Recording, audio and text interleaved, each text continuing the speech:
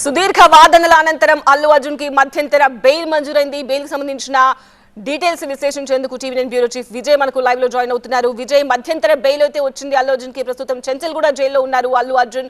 So ఈ bail కి సంబంధించిన ఉత్తర్వులు ఎప్పుడు జైలు అధికారుల చేతికి అందుతాయి? నెక్స్ట్ ఏం జరగబోతోంది?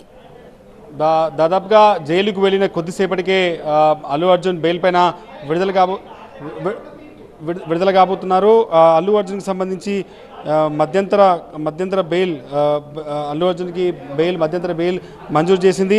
పర్సనల్ బాండ్ తీసుకొని అల్లు అర్జున్ని విడుదల చేయాలని కూడా హైకోర్టు ఆదేశాలు జారీ చేసింది. ఈ ప్రస్తుతం ఆర్గ్యుమెంట్స్ ఏవైతే జరిగాయో ఆర్గ్యుమెంట్స్ అన్నీ కూడా చాలా పెద్ద ఎత్తున దాదాపు ఇద్దరు కూడా తమ ఆర్గ్యుమెంట్కి సంబంధించి వాదన వినిపించే ప్రయత్నం చేశారు.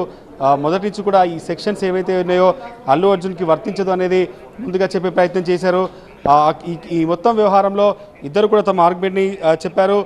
దాదాపు ఈ కేసుతో ఏ రకంగా అల్లు అర్జున్కి సంబంధం ఉందంటూ కూడా జడ్జ్ క్వశ్చన్ చేసే ప్రయత్నం చేశారు. దాంతోపాటు విజయ్, అల్లు అర్జున్ కి మధ్యంతర బెయిల్ వచ్చింది అన్న విషయం మాత్రం ఇంకా కోర్టు నుంచి కన్ఫర్మ్ కాలేదు. సో మరి కన్ఫర్మేషన్ ఎప్పుడు వస్తుంది?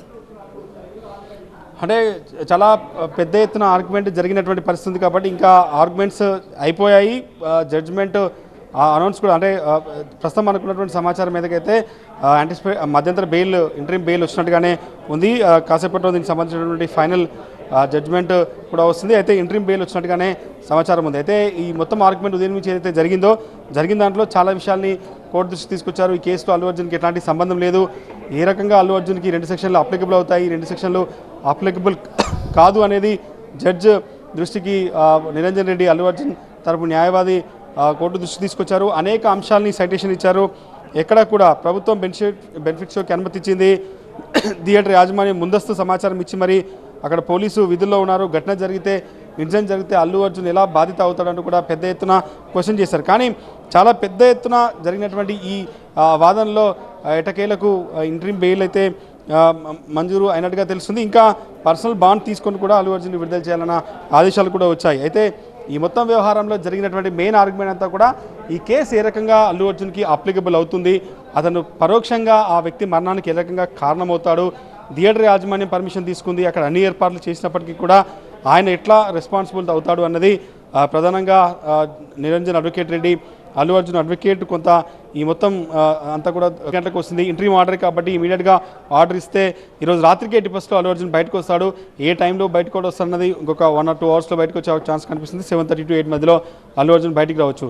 దాదాపు ఉదయం 11:30 నుంచి ఇప్పటివరకు జరిగిన ఈ ఎంటైర్ ఎపిసోడ్లో పోలీసులు ఎట్టి పరిస్థితుల్లో రిమాండ్కు తరలించాలని భావించారు. కింది కోర్టు 14 రోజుల జ్యుడిషియల్ రిమాండ్ విధించింది.